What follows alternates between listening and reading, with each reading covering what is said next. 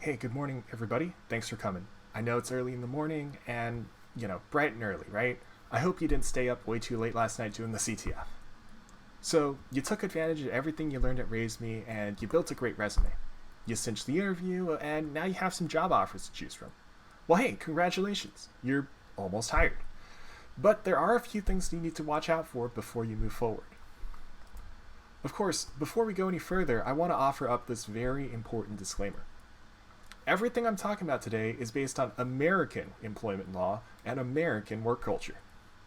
I know we have some international guests in the audience, so I want to make this very clear. By the way, thank you for coming. I am very glad you're here, and I'll do my best to make sure this is relevant for you too. But if you don't work in the United States, or if you work for a company not in the United States, well, your mileage will vary. Also, I'm not a lawyer, I'm not a financial advisor, and I'm not an HR advocate. Please don't take what I'm saying as financial, legal, or human resources advice. Now that we get that out of the way, let's get started.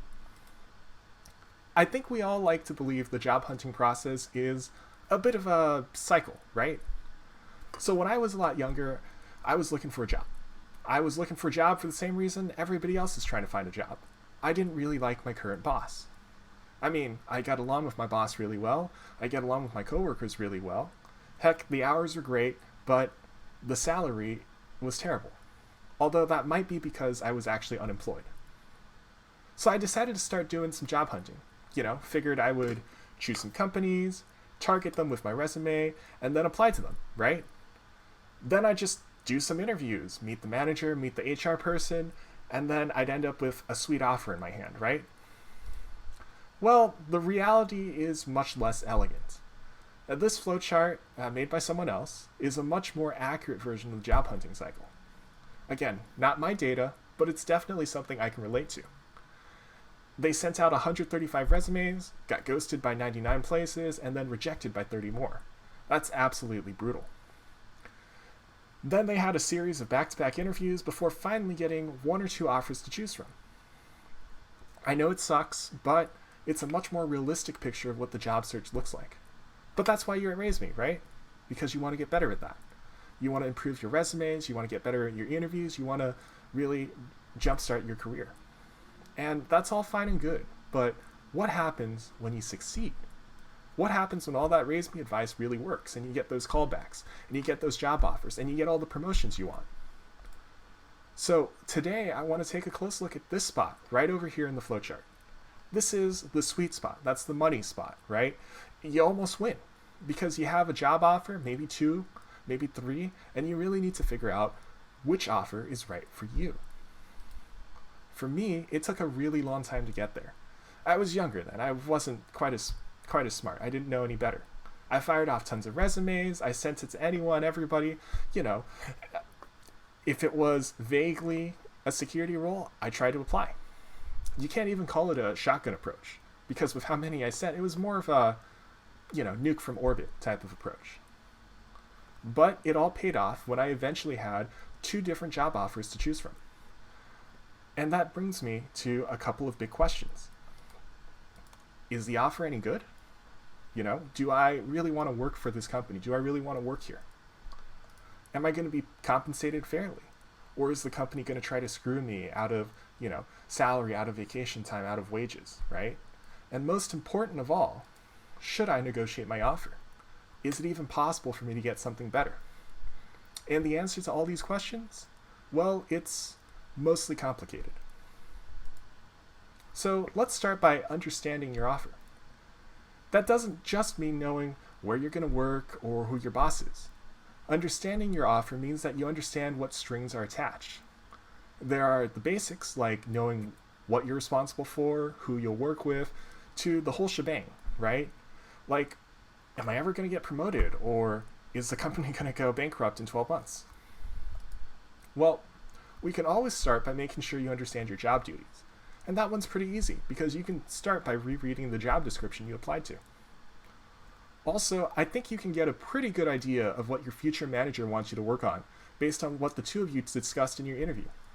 Did they ask you a lot of questions about in case? Then you can probably expect your job to be about forensics.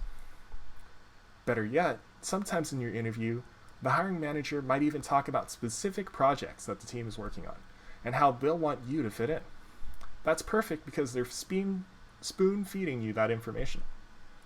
You can even use that to make a very informed decision about your future career path so that you don't get pigeonholed or end up in a career cul-de-sac later on. Now, if you're not so sure, that's okay. Sometimes it is just difficult to tell what's up with what you know so far. But I have some good news. You know that part at the end of the interview, or maybe afterwards, where the hiring manager asks you, hey, do you have any questions for me? And you know how awkward you feel when you tell them, oh, I'm sorry, I'm all good, I don't really have any questions, or you softball a couple, right? But in your head, you're always thinking, wait, are there questions I should ask? Well, here's the answer. I have some great ones right here. Not only are you going to look really smart asking these questions, but you'll get some very important information about your future job. And I'm going to make it really easy for everybody here. I'm going to write down exactly what you should ask and exactly what kind of information you can expect to receive.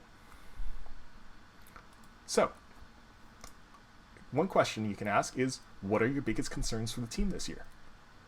Whatever they tell you, right? That's going to be the big projects that your team is going to work on, or if there are any shortcomings in the team that you need to address.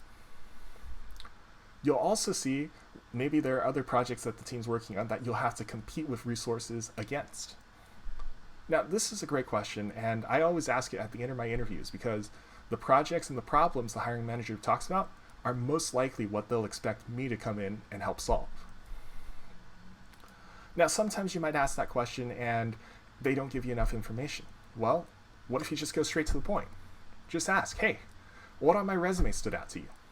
This is supposed to be a softball. This is an easy question. The hiring manager should have already read your resume and discussed with HR why they brought you in for an interview in the first place. It's also a really good way to highlight the shortcomings in their team. Whatever skills of yours stood out to the boss, whatever skills of yours stood out to HR, that's probably what they want on the team right now. And of course, if they stumble over this question, or maybe if the answer they gave doesn't really match what you guys talked about in the interview, maybe it's a red flag that they never read your resume in the first place. So you might want to watch out. Next question. How is the team organized? This is a really good way to identify any segregations or knowledge silos within the team. So for example, maybe you're going to work for a DevOps team, but you find out later on that, oh, so DevOps is a great big team, and we have the on-prem team and the CloudOps team. So only the CloudOps folks manage AWS. Only the CloudOps folks do GCP and Azure, right? And the on-prem folks only manage the on-prem servers. You can also identify your team's broader responsibilities. For example, the security team might also manage risk and compliance, or maybe the IT department is separate from the IT help desk. I know that sounds really crazy, but that's also a real situation, a real company where I've worked at, where the help desk and the IT department are two completely separate teams. But once you know how the team is organized, you're also able to ask how your future boss will manage the team. Now, they'll probably tell you a bit about your management style, and whether or not that's honest, well, you need to work there to find out. But what you can pay attention to is to figure out how they do project management. Maybe you'll have a weekly one-on-one where you can discuss stuff with your boss face-to-face. Maybe they're a bit more hands-off and they only check in once a month. Maybe the team does a daily stand-up with some project manager and it's some like agile scrum Kanban thing, right? As you get more and more experience, you'll figure out what kind of management style and project workflows you work best in. And that might also help you figure out if you'll enjoy working on that kind of a team. Now, here's another important question for your career. This is a question that you can and should ask at every single interview you have. And that is, what is your plan for me? What is your plan for my role after I solve the problem you hire me for? Now, obviously, this is important if you know they want you to work on a specific single project. Put out one fire, what happens next? But this is still an important question to ask if you have a more, static role. Let's say you're being hired to be a SOC analyst, right? Well, beyond your basic responsibilities, you still have projects like redoing log management, contributing to incident response, or maybe even working towards a promotion to the security engineering team that you can work on beyond your normal work. The point, though, is to ask this question even if you're feeling not too confident about your job or not too confident about your ability. You need to make sure that your career and your future is going to be congruent with what the company has planned for you. And of course, if what they have planned isn't what you had in mind, you can always ask, hey, is it possible I can do XYZ instead? Now, don't say another project, don't say something else, and don't actually say XYZ, right? Ask if you can pursue your very specific career goals within the team. Ask, hey, once I figure out this logging issue, or once I do get promoted, is it possible to work on a red team? Is it possible to work on, incident response? Whatever you want. Be specific. You never know what you can get. And now you also want to ask a couple of questions about the company itself. Now this one, it's pretty straightforward, right? Where do you see the company going in the next year? I mean, you guys have all been in interviews where that one terrible interview asks you the one terrible question, which is, where do you see yourself in the next 5 years? I mean, how am I supposed to answer that, man? Well, now it's payback time. You want to know where I am in 5 years? No, I want to know where the company is in the next year. Are you guys going to do anything new? Do you guys have a game plan? What's going to happen? Look, at the core of it, companies are supposed to try and grow and change, right? Because the world grows and changes around them. So even if your IT job, your security job, all that stays the same, it's good form to make sure that your future employer also has goals. When you ask this question, though, you'll also see what your CEO or your board of directors is prioritizing, whether that's rolling out a new project, pushing an internal initiative, or anything in between. No one really wants to work for a company that's going to go out of business in 12 months. So really pay attention here. If their direction and their goals don't make sense or seem unrealistic, you might want to start looking for the door. Of course, before you do that, it's also good to ask for an org chart. This is something that doesn't always get brought up during interviews, but what you're looking to understand is to see what executives drive the department. For example, say you're about to be hired to a security team, but you find out the director of security reports to the VP of IT, or God forbid, the VP of development, right? That's probably a conflict of interest. Now, think of it this way. Have any of you ever had to take some mission critical production system down just because there's some security bug or, it's vulnerable to something? Now, think back and see how many of you had that decision overruled or almost overruled by some fancy pants, tech illiterate executive who doesn't understand what's going on, and your manager can't back you up because of how your org chart works. It's important to make sure that you're going to work under a leader who isn't afraid to stand up for you and your team and to be accountable for it. Now, at the interview, it can be hard to tell, but by seeing how the team is organized and understanding who's really in charge, you might be able to get a clue. Getting the org chart is also good for one other thing, and that's for telling you who your future coworkers are. And if you're smart about it, you can take the names you saw in the org chart and hit those people up. Odds are you're on LinkedIn, and so is the rest of your team. Better yet, you can even find people who used to work at the company who used to work on their team. Just be polite, Type up a message to them saying, hey, I noticed you work at, such and such company. I'm interviewing there, and I'm wondering if I could ask you some questions about the company. Just stay polite, be courteous. Nobody really likes it when you're knocking down their door with dozens of questions acting like some kind of a fed, right? Don't be suspicious. Ask them about what you didn't learn from the interview, though. Stuff like company culture, stuff like the team's priorities, their direction, where the boss wants to take the team in the future. Not everybody that you reach out to is always going to be willing to talk, so just make sure you persevere. Now, other than asking questions to understand your job, you can also consider your other job obligations. And that's the things like outside of work, right? So for instance, a lot of jobs will expect you to be within a commuting distance to one of their offices. I know, I work remotely now, and COVID really encouraged a lot of people to work from home, but some businesses are pushing their employees back into the office. Sometimes it's something having to move, and even though a company might be willing to help you pay for the move, make sure you consider all the other factors.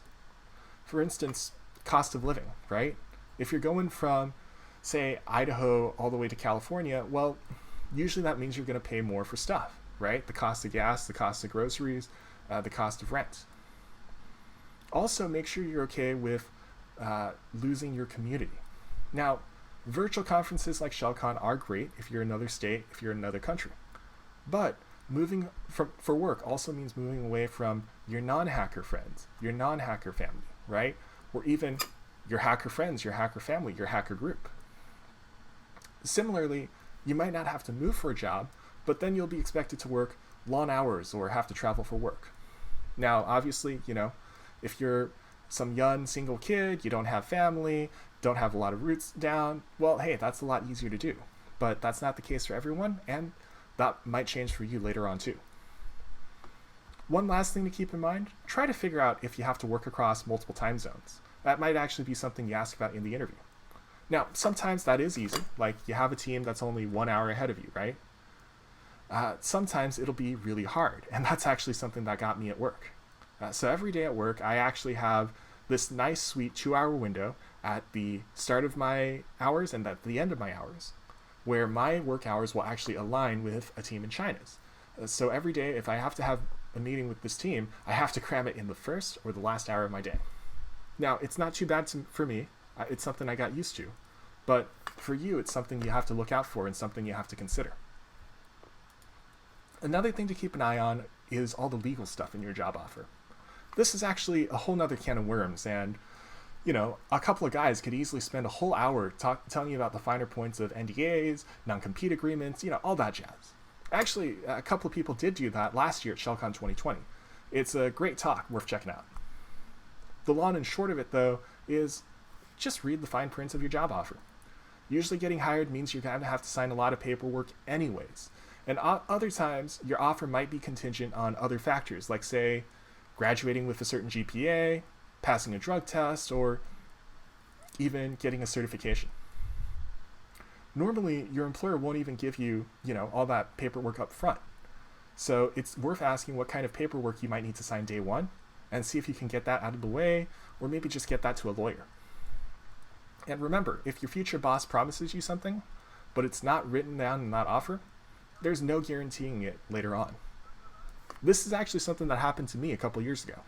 I was working and I was interviewing at this one place. They gave me a tour of their office. I saw all the sights, all the sounds, right? The usual, the break room, the cafeteria, the conference room, the IT area. Also this, really nice gym that was in the office. Everybody worked out there. Well, give it a couple weeks. I came in on my first day, and it turns out the Friday before, HR decided to remove the gym and perform some renovations. I worked there for an entire year and a half. The entire time, that gym never reopened. And you know what? It wasn't in my offer letter, so there was nothing I could do. But anyways, let's talk about the other part of your job offer, besides the job description. Let's look at compensation. Now, when a lot of people compare two similar jobs, they only compare the salary, right? Like, oh yeah, I make 80K a year. Well, joke's on you, that guy makes 82. Well, we all know that we get more than just the salary from your job, right? There's like your health insurance, your retirement plan, workplace perks like free lunch, or even things like employee stock. It can be hard to calculate the value of everything. So it's important that when you're comparing, you don't just compare salaries, but rather total compensation. To break it down, total compensation is the value of your salary, plus the value of your bonuses, plus the value of your incentives. Now, salary and bonuses, they're pretty easy to measure, right?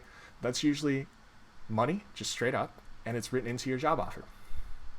However, it can be a lot harder to figure out the value of those incentives because they're all over the place. For instance, how do you compare one job that offers free yoga classes to another job that has a Toastmasters club? What if your boss sponsors a team trip to DEF CON every year? Is that worth it, or should you just take an extra week of paid time off? And how do you even value something like, say, bring your pet to work days, right? Can't put a dollar on that. Well, in order to evaluate your incentives, you first need to make sure that you're actually going to take advantage of them. For instance, if you don't like yoga, well, I don't care how many free yoga classes your company offers, but that's not worth anything to you. Otherwise, you want to multiply the cost of getting the incentive on your own by how often you're going to use it in a year. So for instance, if you have, free breakfast snack foods, right? Granola bars, some oatmeal in the break room every year or every day, and you go every single day of the year, well, hey, that's $5 a day worth of snack foods multiplied by 261 working days in the year, and that's about 1.3 grand. On the other hand, if you have a gym, saving you, a $30, $35 gym membership, but you never work out, well, that's worth nothing. Another thing you might see are free dinners or comped meals for anybody working late. So if you stay late, say 100 days a year, and a meal is worth, say, $12, well, that's about $1,200. But make sure those free meals are really free. If you're deliberately staying late, or if you have so much work you're always staying late at the office, and you're thinking, it's okay, I get the free dinner, remember that's time you could be spending at home, that's time you could be spending hanging out with friends, that's time you could be spending doing anything else, but you're going to be in the office. Another common incentive is for businesses to issue company stock. Now, this can be good. You can actually get really rich off of this, but make sure you know what you're getting into. There are all sorts of ways that you can get stock, but it's usually one of these four methods. Now, traditionally, businesses will just give you stock, like, hey, here's $1,000 worth of shares, sort of like a bonus. Other times, you'll get something called a restricted stock unit, or RSUs. A lot of tech companies like to give these out because there are a lot more restrictions and laws that protect both you and the company. They're sort of like stock grants, but with extra rules. Now, other times you'll have stock options, which, like the name suggests, give you the option to buy a certain amount of company stock. And finally, you have an employee stock purchase plan, or ESPP. This is more where you're allowed to buy company stock, but maybe at a discounted rate. I'm not going to go into the details of all of these, but the long and short of it is to make sure you understand your company stock plan. It's a good idea to request a copy of your stock plan document from HR before you accept the offer. And once you get it and once you take a look, you don't have to understand everything, but it is good to zero in on a few things. First things first, you want to figure out if there's a distribution schedule or there's a purchasing window, and that states when you can either receive the shares or have the option to buy the shares. If that's not written specifically in your plan, it might just be up to your company's finance department to decide. So there's no guarantee it'll happen on time each year. For instance, I at one point worked for a company that issued shares, but only told us they would issue it within certain quarters. So if shares were going to be issued in Q1, so let's say 2021, they could be issued anywhere between January 2021 and March of 2021, right? It's up to the finance department to decide. Now, another important thing is the vesting schedule. Now, when a company does give you extra cash, like let's say through stock or other incentives, sometimes it'll follow a vesting schedule, which means the money they give you or the shares they give you isn't yours at first. Typically, you need to work for the company for a set amount of time before that money actually becomes yours or gets vested. If you leave the company, whether by choice or by force, you'll lose whatever isn't vested. So for instance, if I were to take a job that says, hey, we'll give you 100 shares when you sign, and the shares will have a 2-year vesting schedule, 50% per year, right? If I leave after my first year and 364 days of service, then that means I only walk away with 50 shares. The other 50 shares go back to the company. The value of a share with vesting is always tough, especially if your company has a particularly long vesting schedule, like say 4 or 5 years. It may not even be worth considering the whole value of anything that has such a long vesting schedule. Now, other than those two, make sure you know how to cash out your shares and who's responsible for paying taxes. You definitely don't want to be caught owing the IRS money at the end of the year. I want to add one more thing about employee stock here, and that's about privately held companies, or that's any company that doesn't have their shares listed on the stock market somewhere. Now, most businesses are privately held, so when you get shares from them, they can be absolute black magic. This is the kind of stuff that, it can make you super rich, or it might cost you tons of money in the long run. You never know. So on top of everything else I just told you, You also want to look for these things. Number one, make sure you know how your shares are valued. Usually, the company only gets a valuation change maybe once or twice a year. Maybe if the finance department decides, hey, we issued the shares in quarter one, maybe they'll wait until after the valuation so they can issue fewer shares at a lower price, right? Or fewer shares at a higher price, sorry. Make sure you understand how that's going to happen so you don't get screwed. Make sure you also know your own liquidity within the share plan, or how easy it is to cash out your shares. Now, if you get stock, and that's great, you own it, but you can't sell it, it doesn't matter if it's worth $1 or $1 billion. Until you can sell it and convert that into cash, it's not really worth anything. And even more so than before, check to make sure you know how the shares are taxed, and see if the vesting schedule is actually reasonable. Companies that don't actually have any experience, with the stock market, typically create some stock plans that are very unusual, right? The SEC has pretty tight regulations with all the laws surrounding publicly traded companies. But if you're privately traded and they decide to offer stocks, just take a look and look again, because you don't want to get screwed. Now, that was company stock. But what about your 401k? So for those who don't know, or who are not in the United States, the 401k is a common retirement account here that companies offer. It's a good idea to contribute to it, especially when you're young, but that's not what I'm going to go into today. After all, not your financial advisor, right? What I am going to focus on is whether or not your 401k plan is actually any good. Believe it or not, there's actually a very big difference between a good 401k and a bad 401k. I wish I could tell you, just get a 401k offered by these companies and you'll be good, right? But the truth of the matter is every company has a slightly different plan and have a slightly different way of running things. And that's what really changes things up. So the best way to figure it out is to just ask HR for a copy of their 401k plan document and to review it and look for a few key things. First off, see if there's a 401k match. Usually what that means is a company will automatically match you a portion of whatever you contribute. So for instance, if you contribute 10% of your salary and your company matches the first 4% of your contribution, that means you really get to contribute 14% of your salary to your 401k each year. That extra 4% is a perk, an incentive. Now, usually that match does have a vesting schedule, so you make sure you know what it is. Second, look in your plan document for fees. Sometimes your employer will pay for all of it, and other times you're going to be on the hook. Now, I used to have a 401k that charged, 0.5% in management fees every quarter, and that's absolutely insane. While I was working for the company, I had to have the 401k, but as soon as I stopped working there, I made sure to close that account and move the money somewhere else as quickly as I could.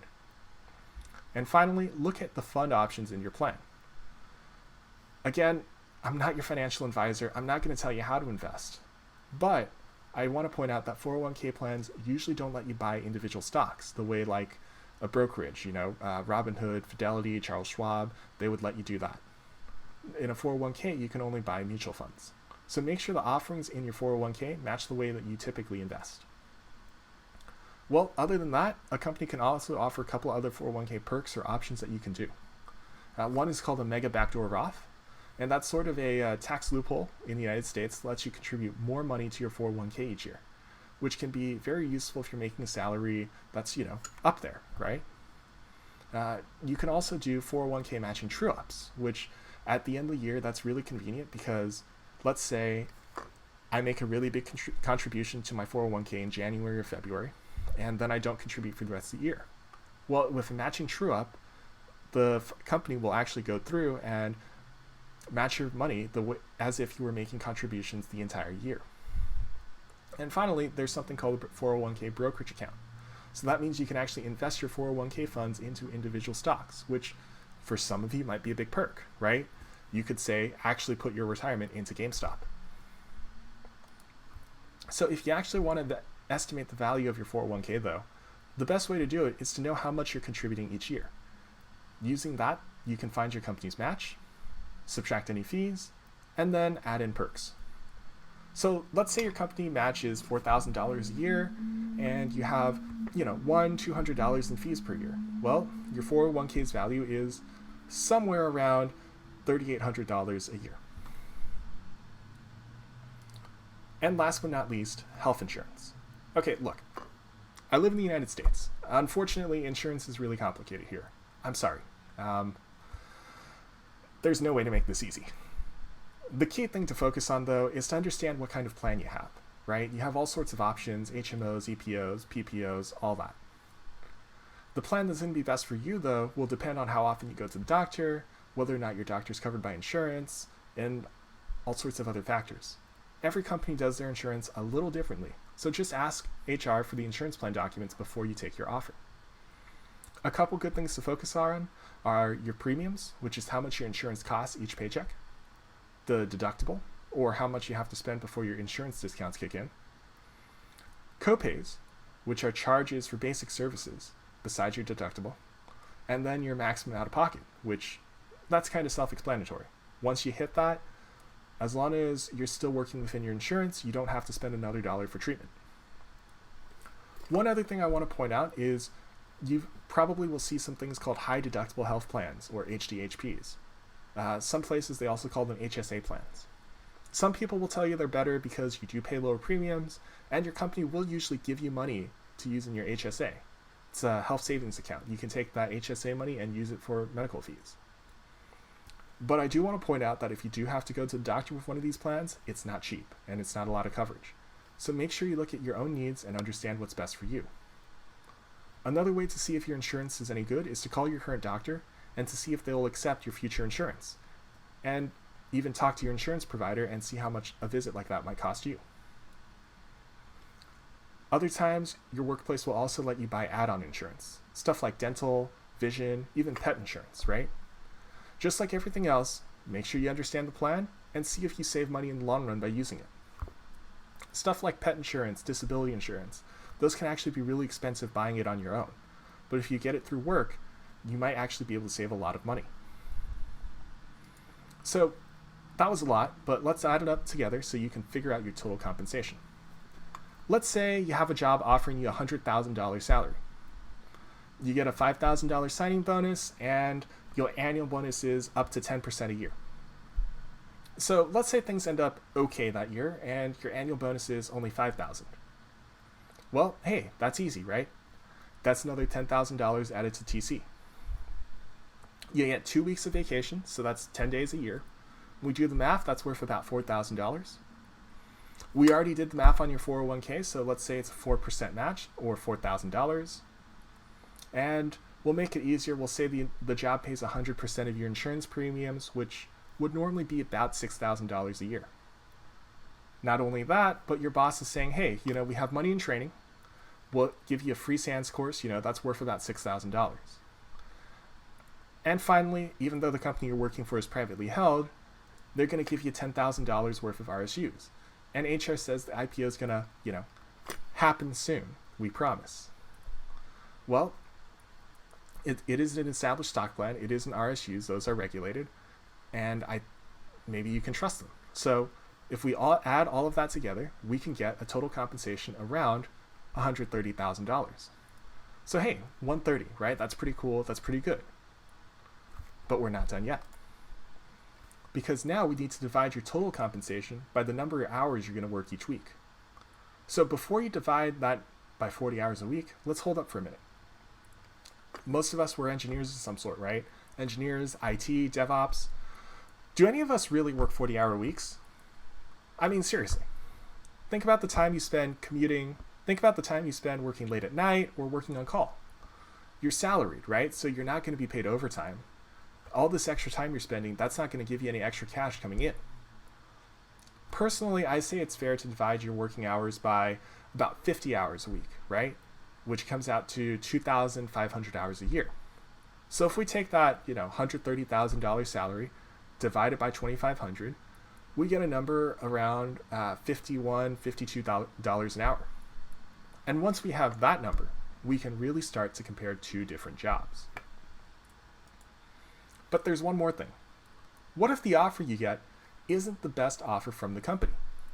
What if I told you there's a way to make sure you get more out of your offer? Well, there is, and that's by negotiating. Hang on, bear with me. I know you really don't want to negotiate. I know you're an introvert, I know you're anxious, I know you're scared, you're just not comfortable with it. And I know you're afraid that if you negotiate, the company might just go, you know what, screw this guy, we're going to pull your offer. But hang on and let me explain. Negotiating your offer is actually a good thing, because negotiation isn't just about getting, a bigger paycheck, a bigger bonus, right? Negotiation is actually just making sure you take the time to figure out what is important to you and then asking for them from your employer. So sure, if you want some more salary, ask for a bigger salary. But you and I both know there are more important things in life outside of salary. For example, you can ask for guaranteed time off for DEF CON. Maybe you can ask your boss to pay for certification or training. Maybe you can get membership to IEEE or OWASP covered. Meanwhile, if you do ask for a bigger salary, well, that's also good because that affects your future bonuses and your future raises. Usually bonuses and raises are calculated as a percentage of your salary. So getting that bigger salary now means bigger bonuses and bigger raises later on. But most important of all, I think the biggest reason you should negotiate is that in a lot of situations, HR and your hiring manager already expect you to negotiate. Usually companies won't budget a single salary, right? They'll budget an entire salary band for your job. And when you ask for something within that band, the company has already budgeted for it, so it's not really a problem. Now let's look at the other side of the coin. Managers, because I know a few of you are listening.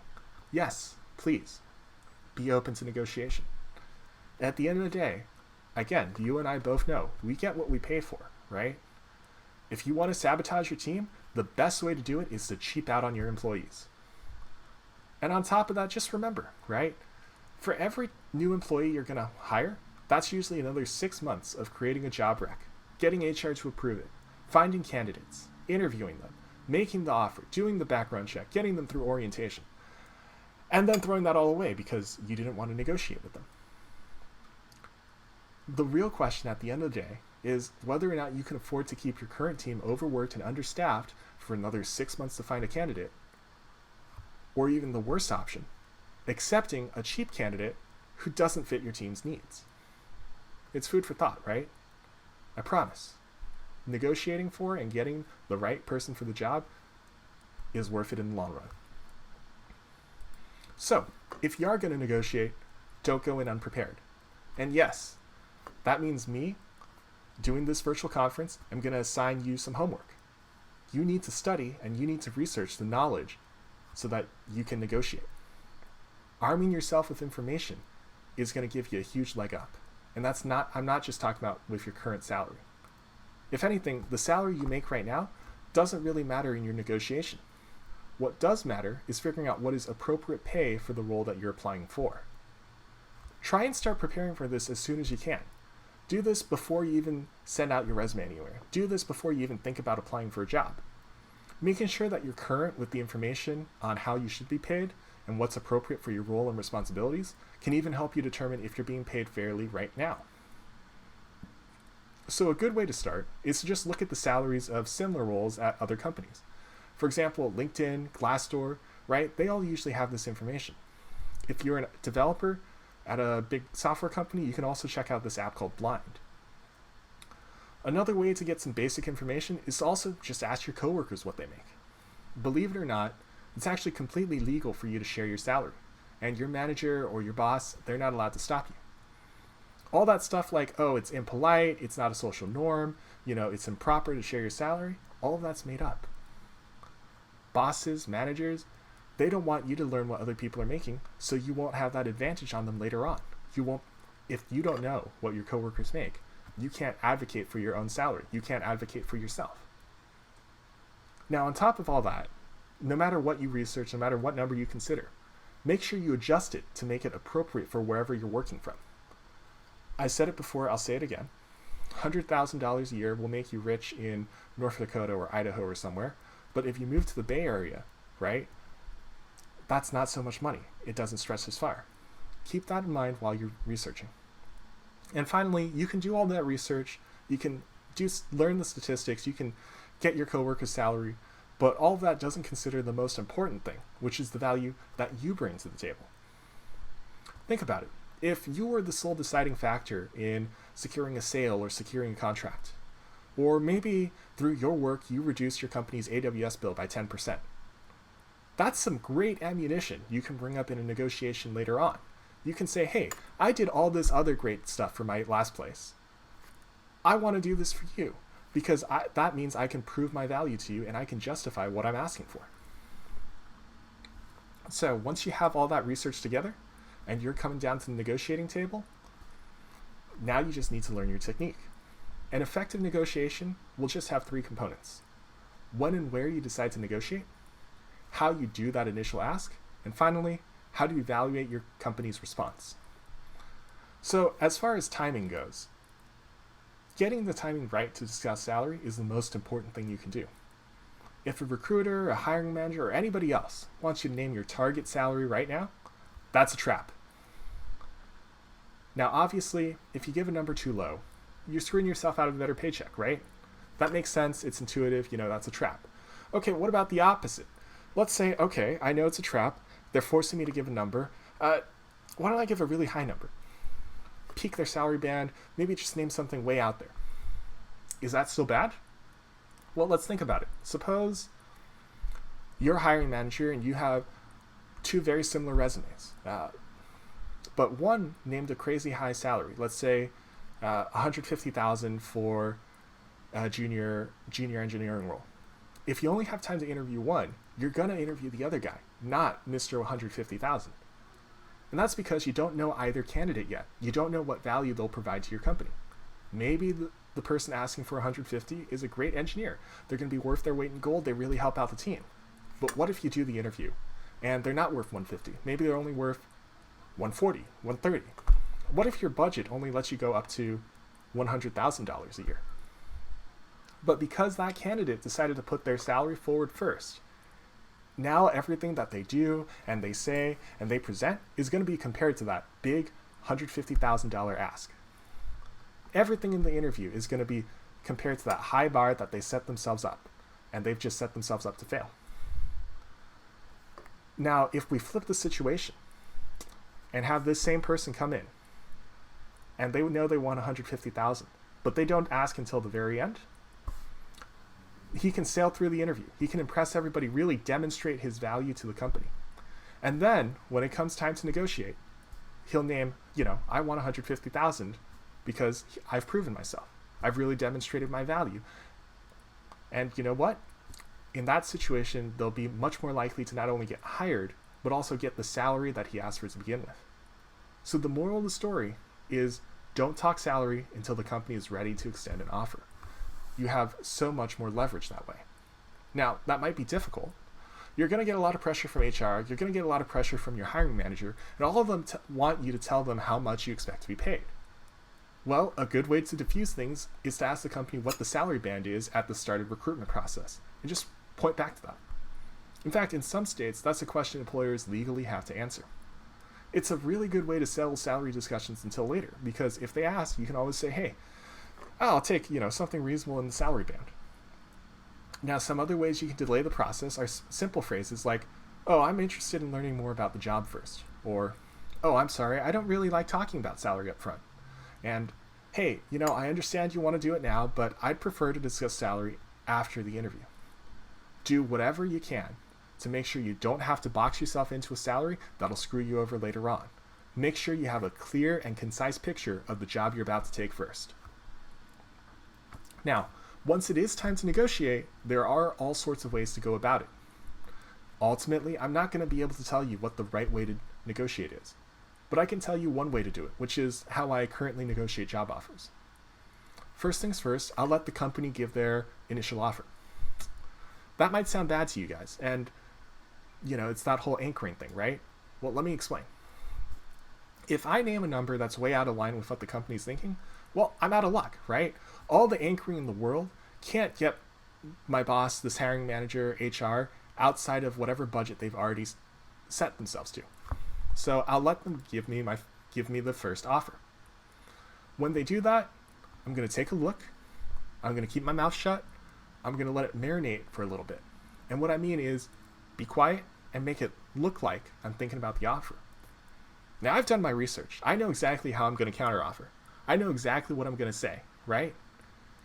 But even if I know my counteroffer, even if I know it and I'm sitting on it and I'm really excited to ask for it, I want to make it look like my counteroffer comes from a place of deep thought, like I really considered it.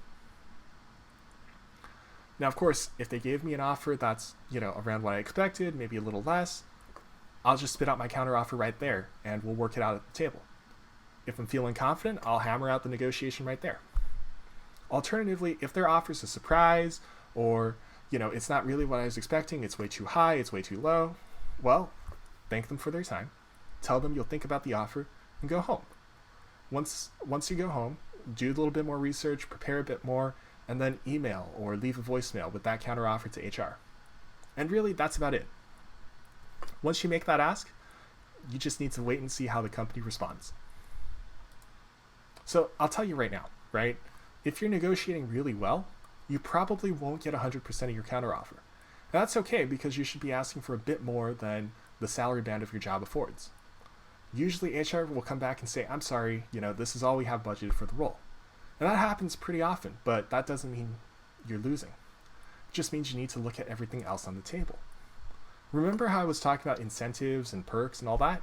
Well, now's the perfect time to discuss it. Usually the budget for salary is different than the budget for incentives, so you have a lot more wiggle room there.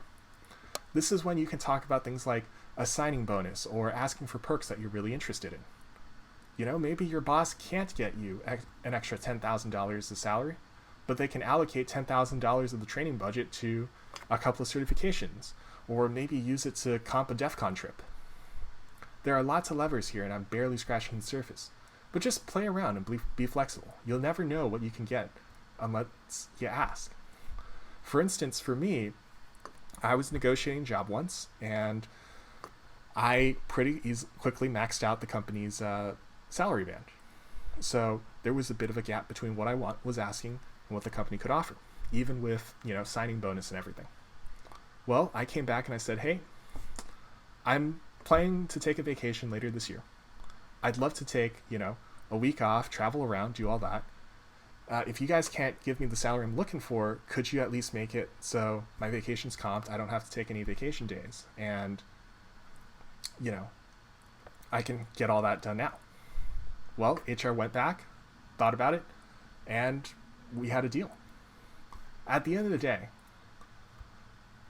it's all about figuring out what you can and can't work with. And once you have that final offer on the table and everybody's done negotiating, now it's time to make that decision, right? So take some time to consider the offer, decide whether you want it or not. And if you're not really sure, if you're not completely confident, you can always ask for a little more time to think it over, or just wait for another job offer to come in so you can compare. But one last thing, no matter what you do in the negotiation, no matter what they say, no matter what you say, no matter what's promised, get it in writing. I don't care if your boss is offering you an all expenses paid trip to Vegas every year. I don't care if they're saying they're going to give you a fat bonus in 6 months. I don't care if they promise you a promotion within a year. If it's not in your job offer, if it's not in that contract, you have absolutely no recourse if the company screws you over later. If it's not written in your offer, it's not really offered. Save a signed copy of that offer letter and make sure you can cover your ass down the line. And lastly, if things really do feel like they're grinding to a standstill, it's always okay to ask for some more time to think about it. That gives you the opportunity to really consider your choices over, or even give you enough time to see if another company, is willing to extend an offer, because you're hopefully not just interviewing at one place at a time. HR will always try to pressure you to make that decision immediately, and usually your offer letter, at least the initial one, will tell you to respond in 3 days. I think that is absolutely ridiculous. You're making a decision that will affect you for the next year or more of your life. So why on earth should you be able to figure it out in only 3 days? Get as much time as you need until you feel 100% comfortable making that decision. The company already gave you an offer, so you know they want you. Be absolutely certain that you understand what you're going to sign up for. Be 100% certain you know what you're going to get into before you make that call. It's completely reasonable to get that extra 1 or 2 weeks to really think about your offer. As for me, back when I was a lot younger, unemployed, and I had those two jobs putting in front of me? Well, I was able to take a good deal of time on my own, and I figured out which job I really wanted to pursue. I took a week or so to assess the pros and cons of each, whatever obligations I have, and the direction my career would take with each job. Then, when I decided what I wanted to pursue, I wrote back to HR and I was able to negotiate my salary from there. And because I was able to figure out what was important to me, I was ultimately much more successful with that job than I have just rushed in headlong, haphazardly, without a plan. So I hope everybody here does the same thing. Our careers are a big part of our lives, and it's crazy to me how little time we choose spending a job, compared to how much that decision, that job, is going to affect us in the long run. Thank you so much for your time, and I hope you all have an excellent day too at Shellcon.